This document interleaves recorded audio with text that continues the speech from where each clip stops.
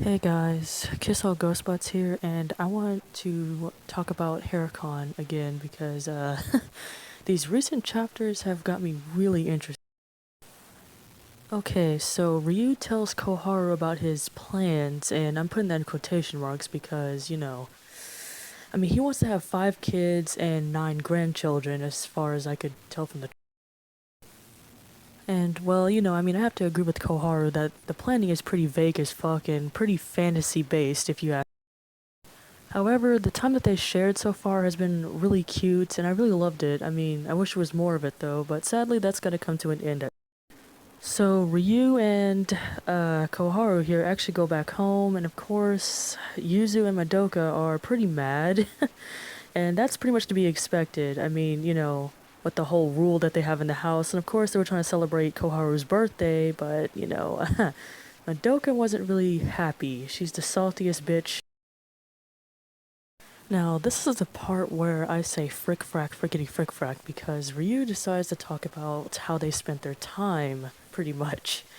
And I think that was a really, really bad idea. He was talking about how cute Koharu was and how her hips were wiggling when they were having sex, and I'm just like, fuck, Ryu, why did you do this? Why? Tuna bitch. Now, this part kind of baffled me a bit because she says something like, part of your dreams have come true, type of shit, and I'm just like, wait, what? Because this part kind of confused me a bit, but what the hell just happened? Like, what? Like, I don't understand. What? Like, when did she talk about this with Ryu at some. Now, the next part I'm going to show you is massive symbolism. Well, to me, anyways. I don't know if it's symbolism to anyone else, but this kind of caught me off. So, as Ryu is sleeping, Madoka takes off her fucking ring.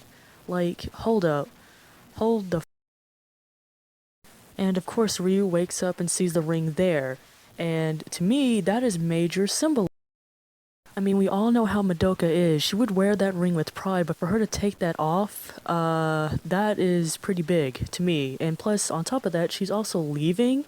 Like, so now Ryu is worried about Madoka, the fact that she's gone somewhere. I'm not entirely sure where, but yeah, I don't even know what's happening at this point. Geez, okay. And Ryu has a fever, apparently, so there's that, and he's still worried about fucking Madoka. I don't know where else she's going to, but apparently she's going back to some Now on to chapter 80, because this chapter, well, this series got me thinking about a lot of shit. Now, Koharu thinks about the time that she met Madoka for the first time half a year. And I think it's kind of sweet how she does care about the other wives, even though, she wants to be the one for Ryu. However, she does talk to Hare about the situation, and of course I predicted that Koharu would feel guilty because of the fact that, she knows how Madoka feels about. She's known that from the very beginning. So Yuzu took Ryu to the doctor, and of course Ryu thinks he sees Madoka, but it turns out it's not actually her, it's just an elderly lady. And of course, a classic old Yuzu tries to sex it up with Ryu, however that gets interrupted by Koharu. And of course, I'm not sure if it's confirmed or not, but basically Koharu asks them, or tells them anyway, that Madoka might actually be pregnant, and of course, since she ran away, they're gonna try to go. Now, I'm gonna be straight out honest here. They are all in a poly relationship, yet none of them actually decided to sit down and talk to each other because what Madoka is doing is really unhealthy in a relationship. She gets jealous all the time when she doesn't have time with Ryu, and it's just like, why? Everybody else is pretty much grown accustomed to it. Well, I'm talking about Koharu in that situation. She's shown that she's enjoying it. She's enjoying the time that she spent with the other wives and stuff. Before she was highly against it, but nowadays it just seems like she's getting more used to it. However, Madoka, on the other hand, she hasn't shown much of character development, and I don't know if this situation will really help with that or make it worse. I'm not entirely sure. This can go many different routes on this. I also want to add that, Yuzu hasn't had much character development either. She's just all about fucking Ryu at this point. Well, she always has been since the very beginning. However, her and well, basically her and Koharu are very expressive characters, a lot more than, Madoka is. And I think that's something right there. That's a lot healthier than, just sitting in the dark and crying to yourself, not knowing what the fuck is happening. You know what I mean? I mean, uh, man, these characters are something else at this point. But yeah, I mean, I think this situation can help with, you know, the character development as well, but I don't know what kind of route Non is taking this. I mean, this can go down a lot darker path or following a light one, kind of. I mean, we haven't had much tragedy, and I think that's what this series needs is a little bit more tragedy because, in a relationship, there's gonna be problems and you're gonna have to work it out, but if Madoka isn't really helping the situation, she's just running away from home like Koharu did, I don't think that's very helpful in sorting out the situation. You know what I mean? Man, this series got me on something else.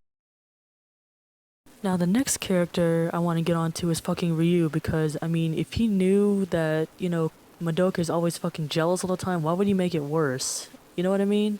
Because he talked about how he fucked Koharu, and, I mean, did he not know how she'll react to that or something? I mean, I really want to know, because at this point, it's like, Ryu, how long have you been with these women again? Please tell me, and please inform me about this, because, I mean, you should know how they act and how they are by now.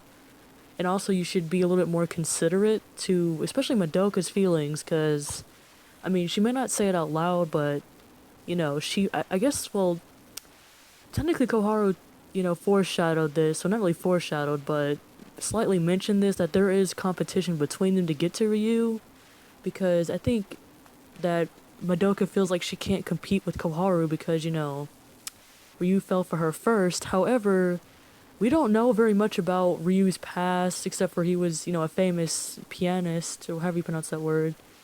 And we don't really know about Madoka or Yuzu's past either. We know a little bit more about Koharu's, obviously, but still, that's not really enough to know how much Ryu has talked about Koharu, or if he just mentioned her every once in a while or something.